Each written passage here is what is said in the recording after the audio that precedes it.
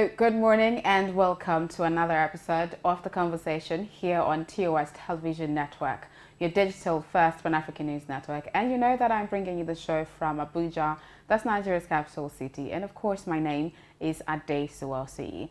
Today is International Children's Day. Yes, every May 27th is celebrated around the world as International Children's Day, and the theme for this year's celebration is a better future for every child.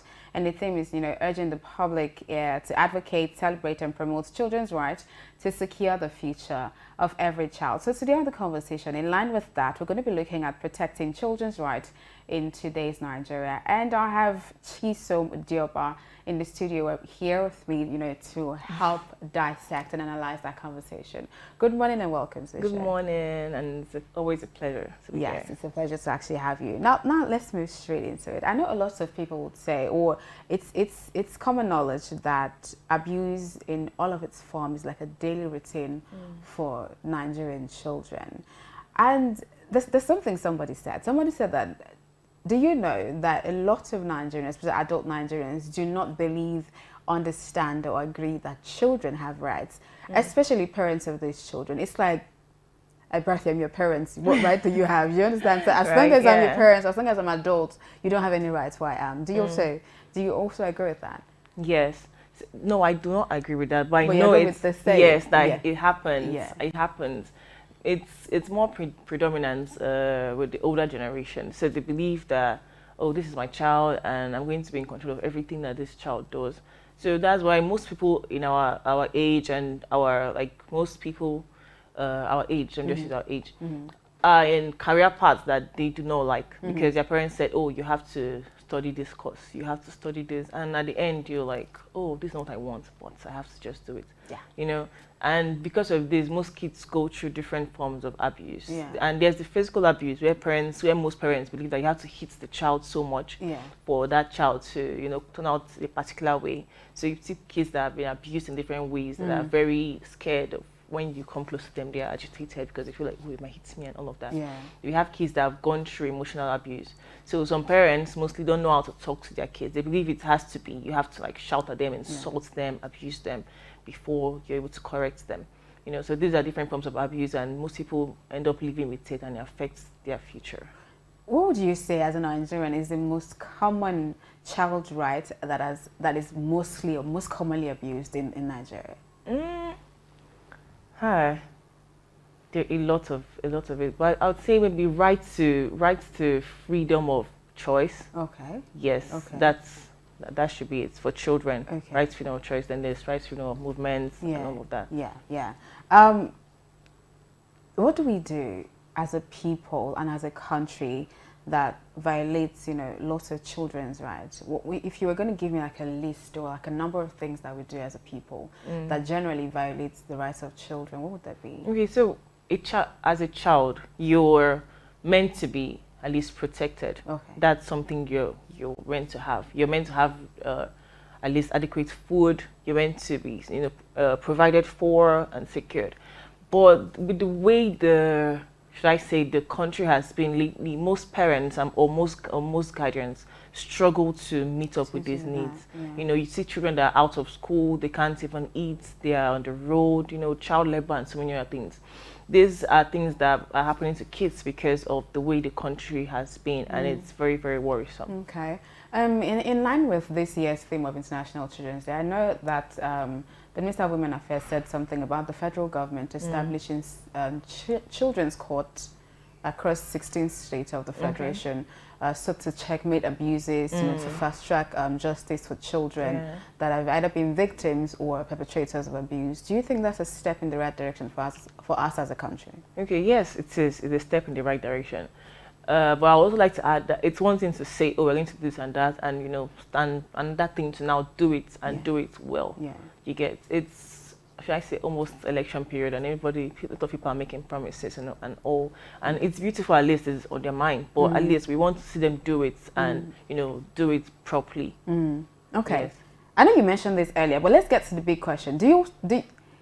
Is it abuse to actually flog a child? I know it's been a debate back and forth Yeah. that you have to instill some level of discipline. So why would you say flogging a child? But I also know that a lot of people feel like flogging a child is you abusing them. You sometimes you just talk to them and all of that. And some even young persons do not subscribe to just talking. Yeah. So do you think that flogging a child is abuse and violation of their right? Okay. So that's a tricky one because I can't say no and I can't say yes. Okay. It's a really tricky one because as someone that has grown up in Africa for like many years now, we know what can be achieved when you at least exert a certain level of Spanking. Yeah, at least. But when it's now done in excess, you know, this child moves around with too many body scars and everything. You have to hit the person's head on the wall. You have to use belt. You know, that is abuse. You get. You can ask a child to maybe kneel down for some minutes. You can flog the child, of course, because kids most time respond to these things more. And you can also talk to the child. There are different ways to correct kids. But when it now goes beyond this level and is now way overboard, it becomes clear abuse. Clear abuse. Okay. Yes. Now that's settled. Okay. Right. But what can we begin to do as a people and as a country to protect the rights of children more? I mean, we've established that children do have rights. I mean, and protecting children is one of the rights that children have. Yes. It's an obligation for us Yes. as adults to protect children. So what can we begin to do as a people and as a country to ensure that children's rights are protected? Okay.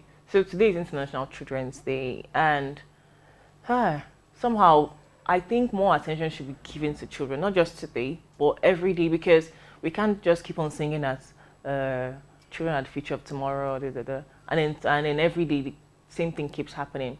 So now we see, even though I like to call them children, but they might not say they're kids, but people in university, you know, they have been at home for a while. The educational system is not as it's supposed to be, and then tomorrow we now turn them out into the society and expect them to, you know, operate at the maximum when they are not loaded enough. Because it's going to affect the state of the country at that time. So I think more attention should be given to them. We should make more provisions in our budget, in our, you know, educational system. The world has moved past the stage of just theoretical learnings and all. The world has moved to the tech phase, where you see kids from different countries producing things, developing apps, solutions, so many things. But here we're still focused on the theories. 2 plus 2 is this is it. Even though it's very important though. But we need to move at the pace the world is moving. If not, the world will leave us behind. So I think we need to pay more attention to that. Okay. This is off the books. I know it didn't happen in Nigeria, but something happened in the US and it's been all over the news where 19 children were gunned down at a school, and it's just a few days, you know, before International Children's Day.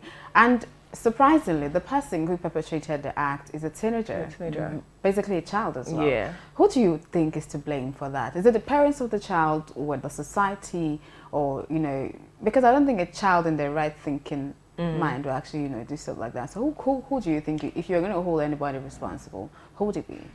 Okay, there are too many factors. I would say the parents have a role to play. The society too also have a role to play, because that's a child. And one thing I've noticed is when the family is not in place, most times the children from that home end up being, should I say, dysfunctional. You get, because if, let's say the home is, most times if children have been in homes where there's abuse, where there's level of violence, domestic violence and all, where their parents are separated, where they're not being fed, taken care of properly, they end up going into the society and, you know, churning out different levels of violence and abuse, even sexual abuse too. So the home has a role to play, and this is something that is very, very, very, very common outside the country, because, you know, they have a different form of thinking compared to ours, even though we're now getting there gradually. But I would say the home has a role to play, the parents have a role to play, and the society at large has a role to play. So if you're going to do a percentage, like 70-30, or what percentage really? I would say the society has more percentage, because even though the family is part of the society, but the society at large, you can't just sell a gun to a child that you're not able to check, or is this child up to the level and the age? Can this child manage it? You know, you just sell the gun and all of that. And then the family too has a role to play. You need to, like, even though here sometimes it gets excess, you're over the child like this. But still, as parents, as siblings, we need to like place our eyes on our younger ones, our children, to watch what they are doing, watch those that they're networking with, their friends and people in school too. So it helps us to have control, not just all like total control, but at least a form of control over the kids. Okay. I think that's like very important. Okay, so you think us as Africans are doing something right in line with raising our kids? We are. I think we are doing something right. Yes. Okay. Even though there's so much more to be done, but we are. We're getting it. Yeah. All right. Thank you so much for joining me on the you so conversation this morning. Yeah. It's a pleasure to have you. Thank Always you. same. And happy International Children's Day. I know you're Right. not a child, but I mean, you're your parents' child, so you're Right. So happy International Children's Thank Day. you. You're Thank welcome. you. And happy International Children's Day to you too. I mean, you're your parents' child, so it doesn't matter how old you are, you're still a child somehow. Yeah. So yeah, thank you for joining me on the conversation this morning. Do not forget that the conversation comes to you every weekday, Mondays to Friday. That means I'm going to be back here on Monday. Yeah. Rest for tomorrow. I'm going to be back here on Monday, but before then, you can follow us across all social media platforms. It's TOS TV Network on Facebook, Twitter, Instagram. The channel to subscribe to on YouTube is TOS TV Network, and of course, to my website www.tostvnetwork.com for news, stories, and happenings from across the world. Thank you again. My name is Ade Sawasi, and please have a splendid weekend.